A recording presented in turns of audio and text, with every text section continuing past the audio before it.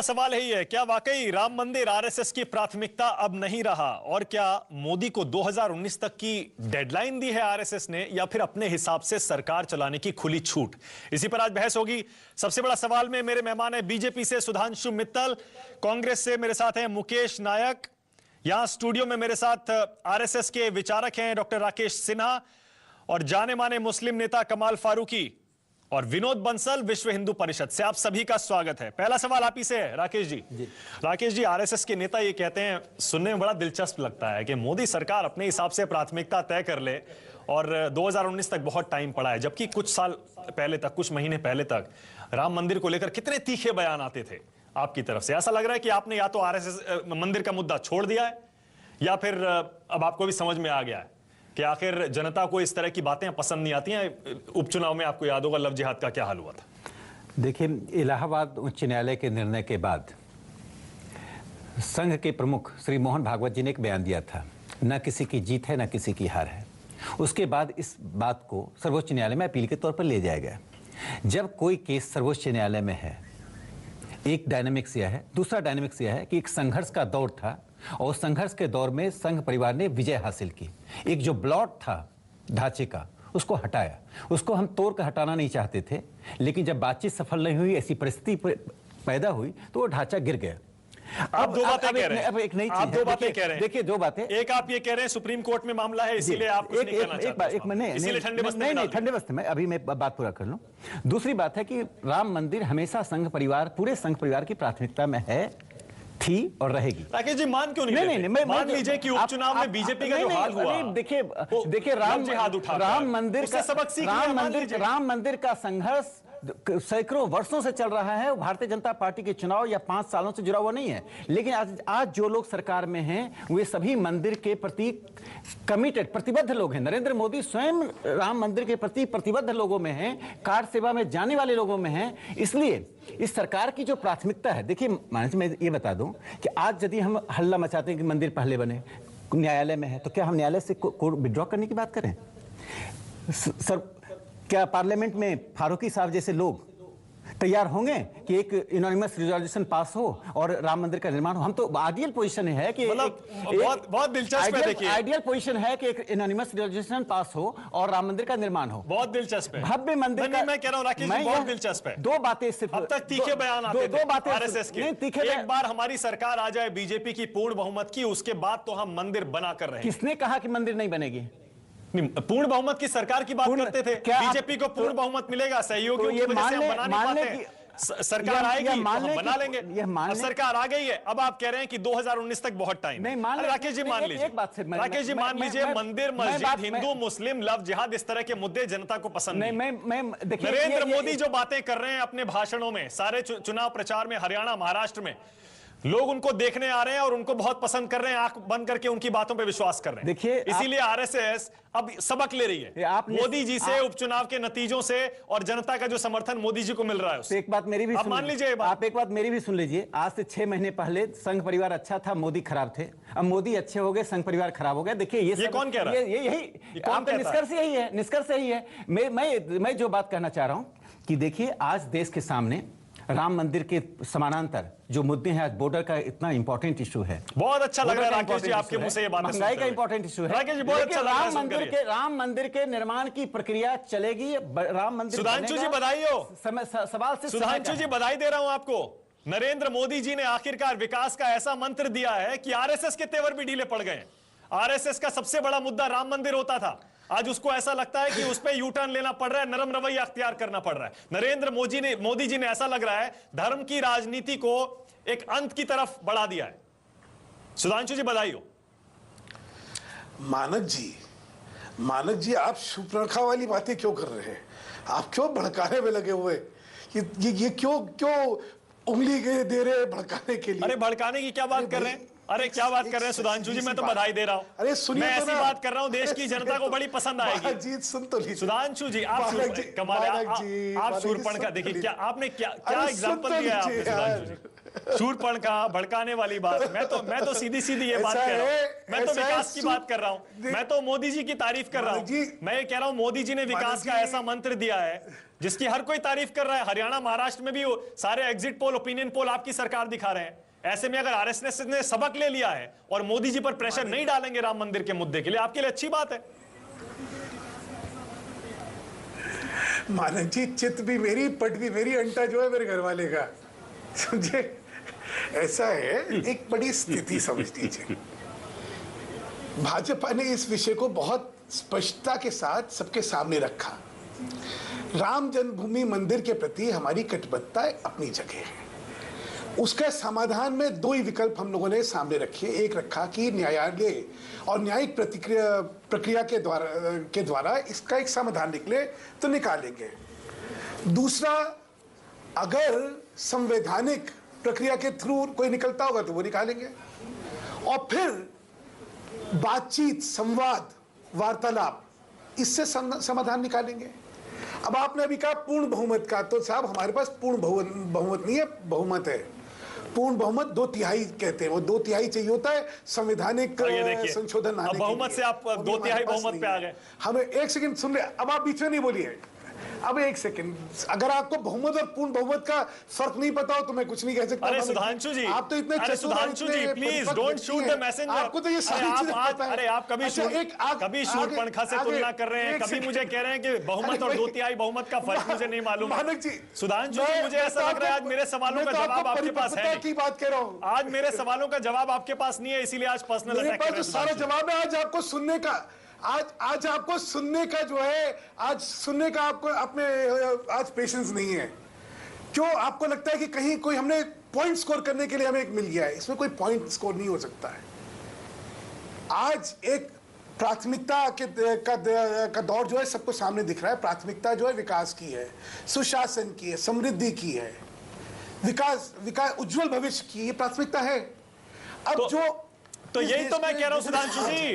अरे एग्जैक्टली यही बात तो मैं कह रहा हूं। एक सेकंड सुन तो, मैं बिल्कुल यही बात कह रहा हूं, और आप कह रहे हैं कि आप मुझे समझा रहे हैं कि बहुमत और 2/3 बहुमत क्या होता है। एग्जैक्टली यही बात मैं कह रहा हूं। मैं कह रहा हूं कि मोदी जी ने जो एजेंडा रखा है देश के सामने, सुशासन और विकास सबसे पहले, बाकी चीजें बाद में। अब आरएसएस अगर उसको मान रहा है, 2019 तक आपको खुली छूट दे रहा है सरकार चलाने की अपने हिसाब से, मैं तो बधाई दे रहा हूं, अच्छी बात है ये तो। नहीं, आपकी जो बैकहैंड बधाई जो है वो मैं बहुत अच्छी तरह समझता हूँ, और सारी जनता भी समझती है कि आप जो बधाई देने की तरीका जो है आपका क्या है। आप उकसाने वाली बात कर रहे हैं। अरे बताइए, क्या नरेंद्र मोदी के दबाव में संघ ने अपना एजेंडा चेंज करा? हाँ, देखिए, ये बधाई है या ये आग लगाने वाली बातें हैं? अरे मानक जी, कुछ शांति प्रिय तरीके से चीजें चल रही है, चलने दो। कुछ जो विषय इस समय बनने नहीं है, जो है नहीं, उनको खामखा के लिए क्यों विषय बनाने में लगे हुए हैं आप? और एक और चीज समझ लीजिए, इस समय एक बहुत महत्वपूर्ण प्रयत्न चल रहा है संवाद का। हाँ। संवाद के माध्यम से भावनात्मक विषय जो दो समुदायों के बीच के हैं, उनका समाधान हम कैसे निकालें, ये प्रयत्न चल रहा है। उस प्रयत्न में आप ये जो शब्दावली का इस्तेमाल कर रहे हैं, ठीक है, देखिए, ये कृपा ना करिए। ठीक है, मैं समझ गया। हाँ, मैं समझ गया आपका पॉइंट। मुकेश नायक जी, इसमें खराब बात क्या है? इसमें आपत्तिजनक मुकेश नायक जी बात क्या है? आरएसएस अच्छी बात कर रही है, बीजेपी अच्छी बात कर रही है, मोदी जी अच्छी बात कर रहे हैं कि मंदिर जब बनेगा, बन जाएगा, वो एजेंडा में नीचे होना चाहिए। पहले विकास, सुशासन, बिजली, पानी, सड़क, रोजगार, ये सारी बातें हैं। तो इसमें आपत्ति क्या है आपको? 20 साल से ये भारतवर्ष में बीजेपी के लोग और आरएसएस के लोग, विश्व हिंदू परिषद के लोग भूख, गरीबी, अज्ञान और अशिक्षा जैसे गंभीर सवालों से ध्यान हटाते हैं और राम मंदिर की बात करते चले आए हैं। चुनाव के पहले ये कुछ कहते हैं, चुनाव के बाद ये कुछ करते हैं। आज तक भारतवर्ष में इन्होंने हिंदुओं के लिए कुछ नहीं किया, केवल एक विवादित ढांचा इन्होंने गिराया और कहा कि हमने हिंदुओं के लिए सब कुछ कर दिया। इन्होंने क्या किया हिंदुओं के लिए? धार्मिक आस्थाओं का शोषण किया, धर्म को राजनीति का औजार बनाया। अरे धर्म का इस्तेमाल आपने भी बहुत किया मुकेश नायक जी। इन्होंने घोषणा पत्र में लिखा है कि धर्म का इस्तेमाल करने के आरोप मत लगाइए। बनाएंगे या नहीं बनाएंगे? अरे हाँ, ठीक है, जवाब दे दीजिए सुधांशु जी, बता दीजिए, मंदिर बनाएंगे नहीं बनाएंगे, बताइए ना, एजेंडा में कहाँ है? पहले मुकेश नायक जी से मुकेश नायक जी से ये पूछिए कि क्या होना चाहिए। चलिए, ये बैठ के यहाँ पे विवेचना कर रहे हैं, तो इनसे पहले मैं बताता हूं कि अच्छा सरकार को क्या करना प्रश्न चाहिए? पूछा, मुझे उत्तर देने का समय दीजिए। हाँ बताइए बताइए जी। मैं इनसे कहना चाहता हूं कि आपको मंदिर बनाना चाहिए, और अगर आपने मंदिर नहीं बनाया तो पहले तो 1980 में आपके 2 से 180 हो गए थे, अभी आपका पूर्ण बहुमत है। एक बार आपकी यूपी में भी सरकार थी, केंद्र में भी सरकार थी, आज आपका पूर्ण बहुमत है। अगर आपने मंदिर नहीं बनाया मित्तल जी, तो याद रखना इस देश का हिंदू मूर्ख नहीं है। आपकी 1980 में 2 मुकेश नायक जी, 2 भी हिंदुस्तान में मुकेश नहीं नायक जी, बहुत बढ़िया। मुकेश जी, एक सेकंड मुकेश जी, अरे एक सेकंड सुधांशु जी, एक सेकंड मुकेश जी, ऐसा लग रहा है बीजेपी आरएसएस ने और मोदी सरकार ने सबक ले लिया उपचुनाव के नतीजों से, आपने नहीं लिया। अब ऐसा लग रहा है कि मुकेश जी, आप संघ परिवार के सलाहकार हैं या कांग्रेस के पोजीशन में बदलाव आया है? मुझे अच्छा लग रहा है यदि कांग्रेस ने अपना पोजीशन बदल लिया है कि मंदिर का वहां निर्माण होना चाहिए, ये स्वागत योग्य है। यदि आप पोजीशन बदलते हैं तो हम प्राथमिकता भी बदल देंगे, तब तो लोकसभा से यह प्रस्ताव पास कराना आसान होगा। हम चाहते हैं कि कम्युनिस्ट पार्टी, कांग्रेस पार्टी देश की सभी पार्टियां अपने पोजीशन में तब्दील करें। वो तो तंज कस रहे हैं, वो तो तंज कर रहे हैं, नहीं कस रहे हैं, मुकेश नायक जी नहीं कस रहे हैं। इन्होंने मंदिर के रास्ते में जितना अवरोध इन्होंने पैदा किया, जितनी अवसरवादी राजनीति की, कभी इन्होंने शिलान्यास करवाया, कभी इन्होंने मुलायम सिंह यादव के थ्रू गोली। ठीक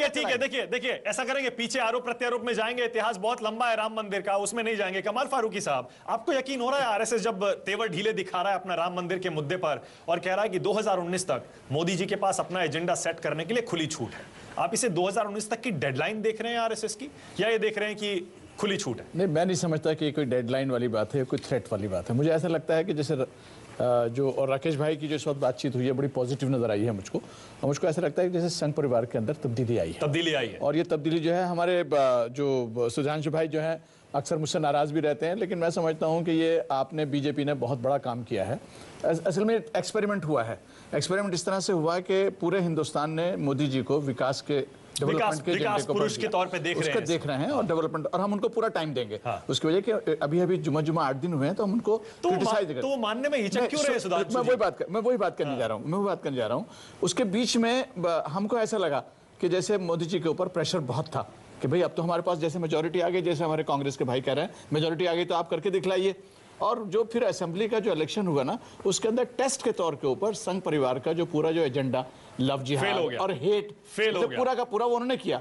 लेकिन ये देखा कि वहां पर ये करने का हिंदुस्तान की जनता जो है वो सारी चीजें बर्दाश्त नहीं कर रही है। हिंदुस्तान की जनता, हिंदू मुसलमान सब चाहते हैं कि मुल्क तरक्की करे। बीजेपी ऐसा लग रहा है, और उसके बाद बीजेपी का ये जो बीजेपी ने, मैं समझता हूं कि मोदी जी ने बहुत स्मार्ट गेम खेला था। उन्होंने कहा कि ठीक है, जो करते हैं ना कि इस तरह की राजनीति करते हैं उनको आगे बढ़ा दीजिए, और उपचुनाव में ट्राई करके देखा। और यूपी में उनका हशर देखा कि उनका कोई नाम लेने वाला, इसीलिए महाराष्ट्र और हरियाणा में कोई हिंदू मुस्लिम लव जिहाद मंदिर मस्जिद कोई मुद्दा नहीं। विनोद बंसल भाई बैठे में हैं, यकीनी बात है बहुत नाराज हो रहे होंगे, आप उनको टाइम नहीं दे रहे हैं। इनकी तो बेचारों की हवा ही निकल गई, क्योंकि ये काम ही नहीं कर पाए पूरे महाराष्ट्र का, और अब ये काम भी नहीं कर पाएंगे। मोदी जी जो है बाकायदा ऐसे लोगों को इजाजत नहीं देंगे, क्योंकि कंट्री इस वक्त डेवलपमेंट चाहता है, आपस में भाईचारा चाहता है। ये सारे मुद्दे जैसे राकेश भाई ने कहा कोर्ट में है। ये विनोद बंसल बताइए, विनोद बंसल, वीएचपी की ऐसा लग रहा है दुकान बंद होने वाली है। माफ करिए इस शब्द का इस्तेमाल इसलिए कर रहा हूं क्योंकि आपके विरोधी कहते हैं, मैं नहीं कर रहा हूं। और ऐसा लग रहा है कि वीएचपी इररेलेवेंट हो जाएगी बिल्कुल। मोदी जी ऐसी राजनीति देश में ला रहे हैं विकास के नाम पर, धर्म की राजनीति बंद हो जाएगी। बंसल जी, मानक जी, आपने तो पहले ही से शो स्टार्ट करने से पहले ही आपने जो हेडिंग दिया है, मोदी के दबाव में आरएसएस ने छोड़ा मंदिर मुद्दा, सवाल ये क्वेश्चन मार्क लगा हुआ है सर उसके नीचे। इस बात को कह रहा है कि आप पहले से नहीं, देखिए पहले से आप सोच के बैठे हैं कि हमने सब कुछ सरेंडर कर दिया। एक बात। दूसरी बात, मैं मुकेश जी को बधाई देता हूं कि कम से कम कांग्रेस के प्रवक्ता ने पहली बार उस ढांचे को विवादित ढांचा तो कहा, नहीं तो अपने शब्दों में कम से कम ये शब्दावली का प्रयोग नहीं करते थे। दूसरी बात ये कि उन्होंने राम मंदिर के लिए अपनी बात को स्वीकार किया, और ये बहुत महत्वपूर्ण मामला है। तीसरी बात ये है कि जहां तक राष्ट्रीय स्वयंसेवक संघ का सवाल है, तो उसने तो शुरू से ही इस बात को कहा है कि राम मंदिर जहां पर भगवान श्री राम की जन्मस्थली है वहां पर एक भव्य मंदिर बनेगा, और आज भी वही संकल्प दोहराया उन्होंने। अरे बंसल जी, अंतर सिर्फ इतना सा है कि बंसल जी मैं दूसरी बात कह रहा हूं। मैं बंसल जी ये कह रहा हूं, बीजेपी ने हवा का रुख देखा है, बदल लिया अपने आप को। मोदी जी के विकास मंत्र के आगे हर कोई घुटने टेक रहा है। आरएसएस भी देखिए नरम हो रही है कि जनता इस समय हिंदू मुस्लिम मंदिर मस्जिद धर्म का कोई मामला नहीं देखना चाहती है। यूपी में हम देख चुके हैं बायपोल में, आरएसएस सीख रही है इससे। लेकिन ऐसा लग रहा है आपके बुरे दिन आने वाले हैं अगर आप ये मुद्दा नहीं छोड़ेंगे हिंदू मुस्लिम का। बंसल जी।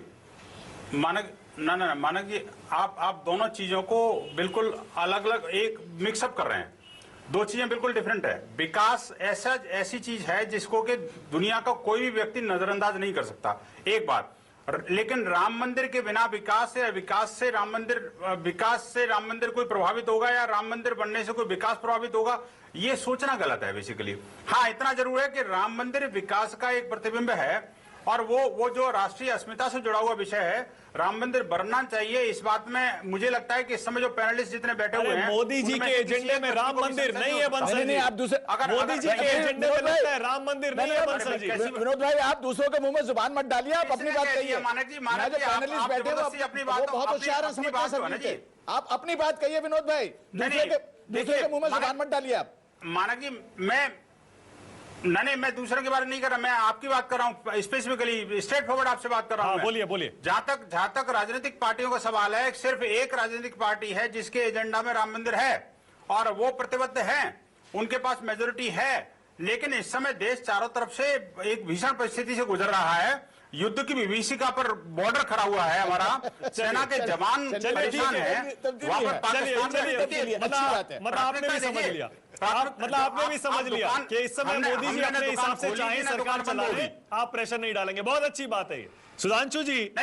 सुधांशु जी क्रेडिट ले लीजिए। मोदी जी को क्रेडिट देने में आपको परेशानी क्या है? मोदी जी अगर देश की राजनीति बदल रहे हैं हमेशा के लिए, बहुत ऐतिहासिक बात हो रही है, श्रेय लेने दीजिए मोदी जी को।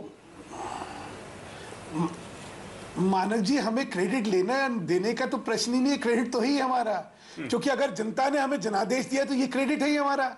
अब आपका देखिए एक सारा तर्क क्या है, आपका तर्क है कि उपचुनावों में भाजपा की जो हार हुई है उससे चीज अलग हो गई, यही है ना।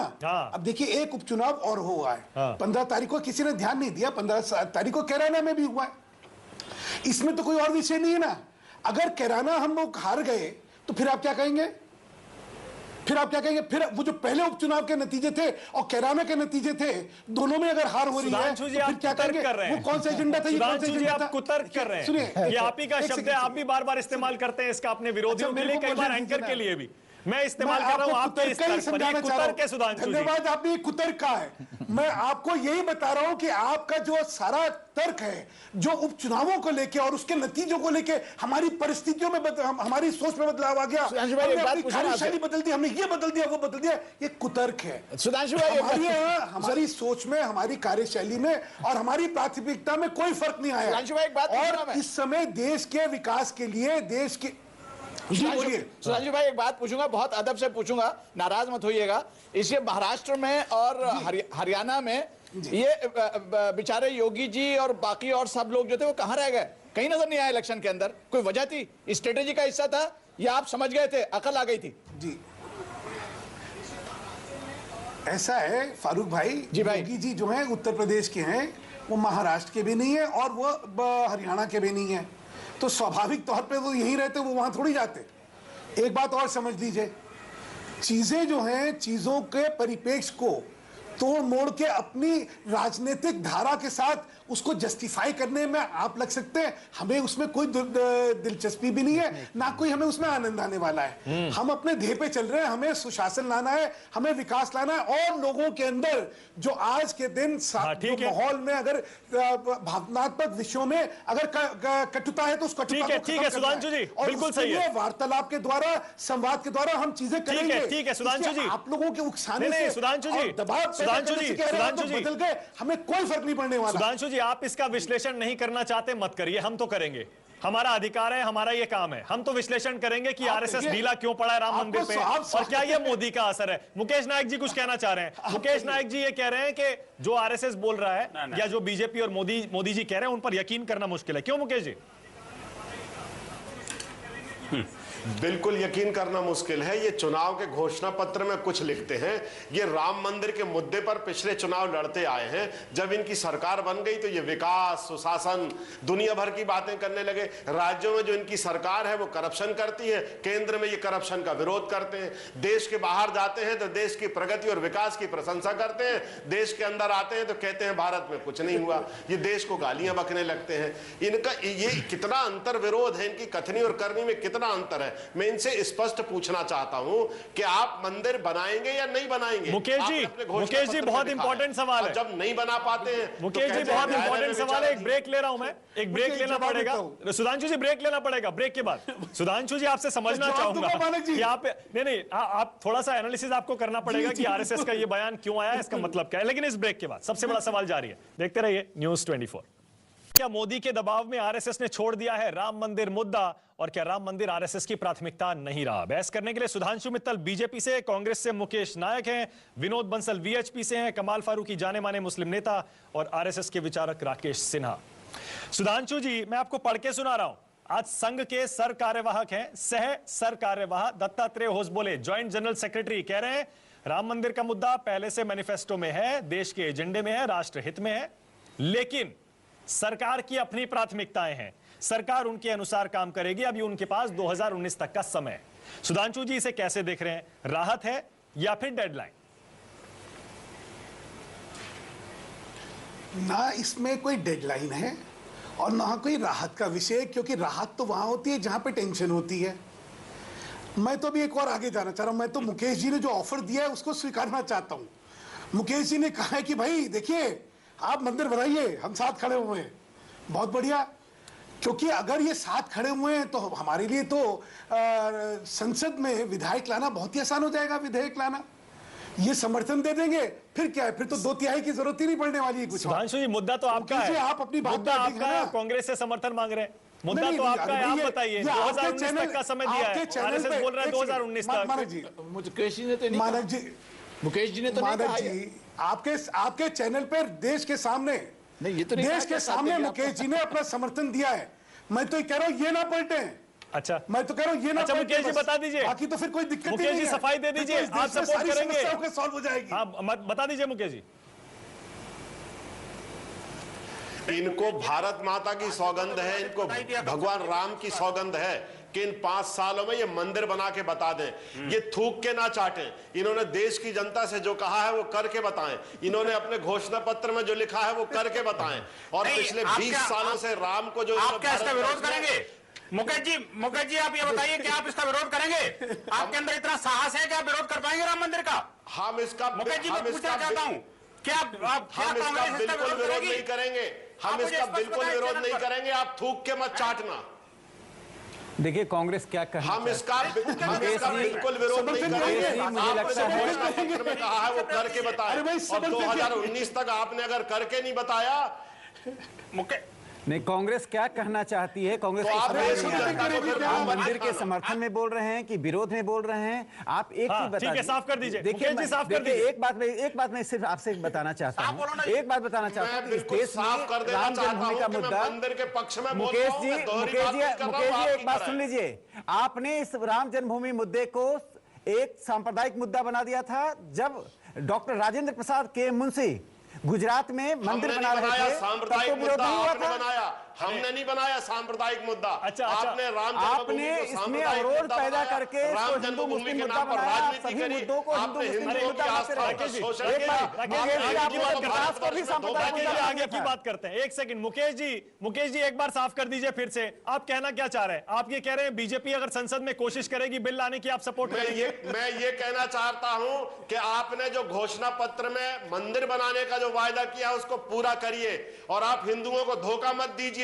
आप हिंदुओं की आस्थाओं का शोषण मत करिए। आप इस देश में कब तक हिंदुओं का शोषण करते रहेंगे?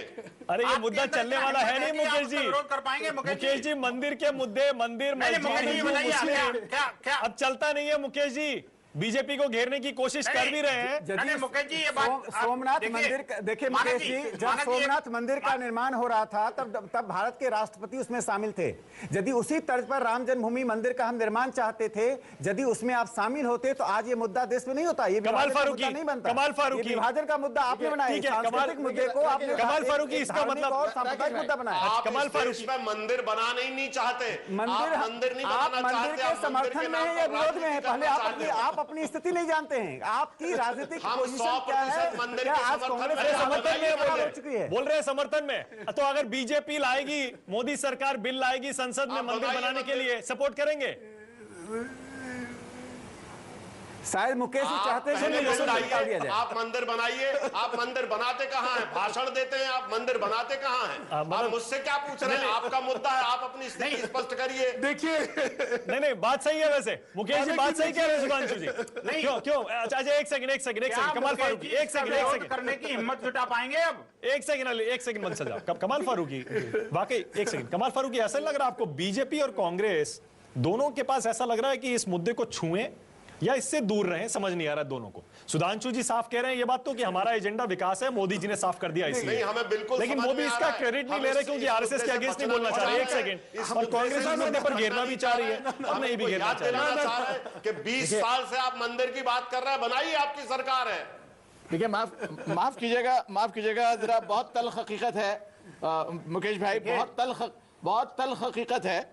लेकिन हकीकत बात तो यह है कि दिसंबर 49 के अंदर दोनों जगह पर आपकी हुकूमत थी और जो वहां पर रामलला की जो मूर्ति स्थापना हुई थी वो आप ही के जमाने में हुई थी। इसको आप भुला नहीं सकते, ये हिस्ट्री है।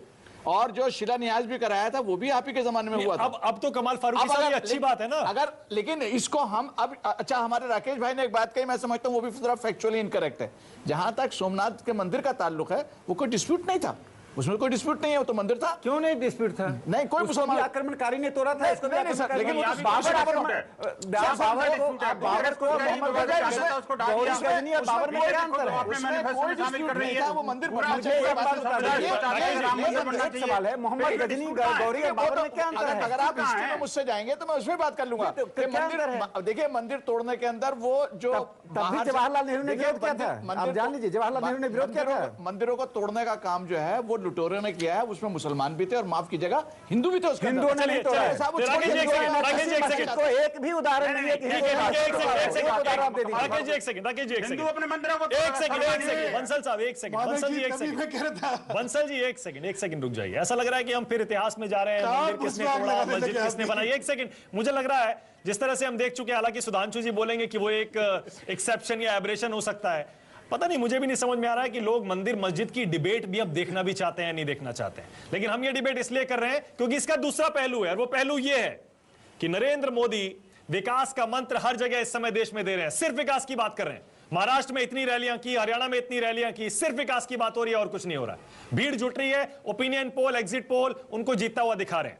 सुधांशु जी मान लीजिए, क्रेडिट दे दीजिए मोदी जी को, देश की राजनीति बदल रहे हैं वो, ना जात पात, ना धर्म, ना कोई और क्लास, सिर्फ विकास की बात हो रही है। आरएसएस अगर अपना रवैया ढीला कर रहा है 2019 तक के लिए तो मोदी जी को श्रेय दीजिए सुधांशु जी। राकेश जी का मानक जी 20 साल पूरे आजादी के ये बाद तो भाजपा का है ही है। एक सेकंड अब मैं बोल दूं, मुकेश जी जरा प्लीज, मुकेश जी जरा सभ्यता रखिए, मुकेश जी जरा तहजीब रखिए। आप बोल चुके, मेरी बारी है, मुझे बोलने नहीं दीजिए ना। मानक जी 2014 का पूरा लोकसभा का चुनाव हमने किस मुद्दे पे लड़ा? विकास के मुद्दे पे। विकास के मुद्दे पे लड़ा। बिल्कुल सही है। सारे प्रतिद्वंदी, एक सेकंड, सारे प्रतिद्वंदी लगे रहे सांप्रदायिकता के नाम को लेके, और हम विकास के नाम को लेके लगे रहे, और वही हम कर रहे हैं। तो हम तो वही कर रहे हैं जो हम करते आए हैं, उसमें नई बात क्या है? हमने इस लोकसभा जिसने हमें जनादेश मिला, हमने उस जनादेश में कहीं एक सांप्रदायिक बात करी थी क्या? ये सारे जने उस तो फिर ये सवाल आपको चुभ क्यों जाता है सुधांशु जी? धर्मनिरपेक्षता इस तरह का सवाल आपको चुभ क्यों जाता है कि आप शूरपणखा, 2/3 बहुमत और बहुमत में फर्क समझाने लगते हैं? सेंसिटिव आप क्यों हो जाते हैं? मोदी जी और आरएसएस, ऐसा लगता है सुधांशु जी आप बीच में फंस जाते हैं। एक तरफ मोदी जी है, दूसरी तरफ आरएसएस है। सुधांशु भाई हम तो इसको अप्रिशिएट करते हैं। सुधांशु भाई हम तो इसको अप्रिशिएट कर रहे हैं, हम तो तारीफ कर रहे हैं। हम तो मानक जी भी तारीफ कर रहे हैं, हम भी तारीफ कर रहे हैं। आप एक्सेप्ट कर लीजिए भाई, मेरे को बात तो खत्म कर लेनी थी। बोलिए जी भाई, जी भाई, मेरी बात तो खत्म। मैं कह रहा हूं जो विषय नहीं है, जी भाई, जो विषय नहीं है उसको विषय बना के घुस में आग लगाने से फायदा क्या भाई? यहाँ अच्छा भला इस समय सब चीजें चल रही हैं, सबकी एक सार्थक भूमिका चल रही है, सबकी एक बड़ी एक पॉजिटिव चीजें चल रही हैं। खामा खा के लिए आप चीजों को जो है विषय बनाने की क्यों कर रहे हैं? मतलब ये कह रहा हूं विनोद भाई से पूछें, बाकी हम सब में कोई विनोद भाई से पूछें तो कोई द्वंद्व ये बात नहीं तो है। विनोद भाई से कहिए। हमने अच्छा चलिए ठीक है का चुनाव हमने लोकसभा का चुनाव जिस मुद्दे पे लड़ा, ठीक है, हमने जिस मुद्दे पे लोकसभा का चुनाव लड़ा, चलिए पॉइंट टेकन, सुधांशु जी पॉइंट टेकन, वही कर रहे हैं, पॉइंट टेकन, मान लिया आपकी बात, आपकी बात मान ली, सहमति है, आपकी बात मान ली कि आपने 10-15 साल में धीरे धीरे धीरे करके राम मंदिर के एजेंडे को साइड पे रखा है, धीरे धीरे धीरे करके, लेकिन आरएसएस का तो राकेश जी एकदम ऐसा लग रहा है कि अचानक ही यू टर्न हो गया है। देखिए, मैं एक बात बता दूं कि आरएसएस हमेशा राम और रोटी दोनों की बात करता है। आरएसएस का जन्म सिर्फ राम जन्मभूमि को लेकर नहीं हुआ। राम जन्मभूमि इस देश की अस्मिता का प्रतीक है और संघ की प्राथमिकता में यह बहुत ही महत्वपूर्ण स्थान रखता है। लेकिन आज जो व्यक्ति प्रधानमंत्री है वो संघ परिवार का अभिन्न अंग है। आज वो व्यक्ति नहीं है जो वह व्यक्ति है जो पहली बार देश का प्रधानमंत्री पशुपतिनाथ मंदिर जाता है, बनारस में जाकर पूजा करता है। वह आस्था 2013 फरवरी का मेरे पास बयान है मोहन भागवत जी का, 2013 फरवरी का बयान है, वो कह रहे हैं देश की पहचान से जुड़ा है राम मंदिर। नहीं, मैं बात पूरी कर लूं, मैं कह रहा हूं एक साल में 2019 तक का टाइम दे देना। मैं बात पूरी कर लूं। इस देश का प्रधानमंत्री स्वाभाविक और सहज रूप से अपनी आस्था का प्रकटीकरण किया है, उसमें कोई डुप्लिसिटी नहीं दिखाया है। पहली बार ऐसा लग रहा है कि देश की संस्कृति उभर कर सामने आ रही है, जो इसकी वास्तविकता है। राम मंदिर का निर्माण नरेंद्र मोदी के भी मस्तिष्क में है, भारतीय जनता पार्टी के एजेंडे में है, यह बदलने वाला नहीं है। लेकिन यदि कांग्रेस कहती है आज बने, फारूकी साहब कहते हैं आज बने, तो नरेंद्र मोदी को कोई दिक्कत नहीं है पार्लियामेंट का रेजोल्यूशन पास करने में। लेकिन सर्वोच्च न्यायालय का उल्लंघन करते हुए मान लीजिए ना कि आप क्या चाहते हैं, जनता की नब्ज समझिए। आप क्या चाहते हैं 1992 की तरह फिर नहीं, मंदिर है, भव्य मंदिर का सवाल है, मंदिर है। और यह भी बात जान लीजिए, उस मंदिर को उस स्थान से हटाने की ताकत किसी में नहीं है। राकेश जी, मैं कह रहा हूं मान क्यों नहीं लेते, जनता की नब्ज आपने समझ ली है, जनता की नब्ज और मोदी जी का जो विकास मंत्र है उससे मानक जी, मैं आपकी बात से इतनी आंशिक रूप से सहमत हूं कि जनता क्या चाहती है आज ये समझ लिया। 60 साल में देश की जो दुर्दशा हुई है, और दो दिनों के बाद कांग्रेस को पता चलेगा, 4 दिनों के बाद जब ब्लैक मनी वालों का जब नाम सामने आएंगे, खाते का नाम आएगा, तब पता चलेगा कि राम राज्य क्या होता है। बंसल जी कुछ बोलना चाह रहे हैं बहुत देर से। बंसल जी देख लीजिए, आरएसएस ने भी समझ लिया है विकास चलेगा, सिर्फ रोजी रोटी चलेगी, सड़क बिजली पानी चलेगा, ये मंदिर मस्जिद नहीं चलेगा, हिंदू मुस्लिम नहीं चलेगा। ये किसने कहा कि आरएसएस ने समझ लिया है? रोजी रोटी का इंपॉर्टेंस है, राम और रोटी दोनों के ही समाज में महत्व होता है। लेकिन राम नीचे आ गए ना, रोटी ऊपर आ गई, राम नहीं, रोटी ऊपर आ गई, राम नीचे आ गए। समय और संदर्भ के अनुसार प्राथमिकताओं का निर्धारण होता है। देश और परिस्थितियां एक डायनामिक हैं। वो बंसल जी आप भी समझ लीजिए, रोटी ऊपर रखिए, राम नीचे। मेरे ख्याल से आप ये बात मत कहिए, ये इससे हर्ट फील होते हैं। मजे की ये बात कहने का मतलब मंदिर का जो मुद्दा है उसकी बात कर रहे हैं, राम जी का ताल्लुक मंदिर के मुद्दे की बात कर रहे हैं। मुझे कोई ऐसी राम से मतलब मंदिर है। जी बंसल जी। मानक जी मेरी बात को अगर धैर्य से सुनोगे तब तो मैं बोलूंगा, अन्यथा बोलिए साहब, क्योंकि डिबेट का बहुत बड़ा समय निकल चुका है। बोलिए। मैं 2 बातें कहना चाहता हूं। आपने कहा कि राम मंदिर और लव जिहाद ये दोनों कोई समाज के लिए मुद्दे नहीं रहे। ये आपने बिल्कुल गलत समझा है। आज भी गुरदासपुर से एक लड़की को भगा करके 40 यार छोड़ो यार, कहाँ चक्कर में पड़े हो आप, कहाँ चक्कर में पड़े विनोद भाई, करके उनको टॉपिक पर आइए, टॉपिक पर आइए। लव जिहाद के ऊपर बहुत बात हो चुकी, फिर नहीं टॉपिक पर आइए। दूसरी बात हो चुकी, आपसे बोल दीजिए, दूसरी बात बोल दीजिए। बिल्कुल मानक जी आपको पूरा करने दीजिए, पूरा करने दीजिए। ठीक है, बोल दीजिए। ठीक है, दूसरा पॉइंट आपने जब आपने क्वेश्चन किया तो उसका जवाब देना। ठीक है, बोलिए। आपका ठीक नहीं है। मेरी बात, दूसरी बात सुनिए, दूसरी बात समझिए। जहां तक राम मंदिर का सवाल है, आपने कहा कि मंदिर और मस्जिद का जो विवाद है लोग सुनना नहीं चाहते। अगर ऐसा होता तो आपका चैनल इतना नीचे गिरा हुआ नहीं है कि अपनी टीआरपी की चिंता नहीं करता और वो राम मंदिर पर बहस नहीं कराता। अरे बंसल साहब मैं पहले ही साफ कर चुका हूं, फिर कर देता हूं। ऐसा मुद्दा है, मैं पहले ही साफ कर चुका हूं, फिर कर देता हूं। इसका दूसरा पहलू भी है। इसका दूसरा पहलू यह है कि नरेंद्र मोदी विकास का मंत्र देश को दे रहे हैं जो पसंद आ रहा है उनको। लोग नहीं सुनना चाहते विकास के अलावा और कुछ। इसका दूसरा पहलू यह है, इसीलिए हमने ये डिबेट रखा है। नहीं ऐसा नहीं, आपने दूसरे पहलू की पहला सेंटेंस तो ठीक बोला, दूसरा वाला सेंटेंस ठीक करना पड़ेगा। विकास को लोग पसंद कर रहे हैं, बंसल जी सच्चाई ये है, बंसल जी सच्चाई ये है।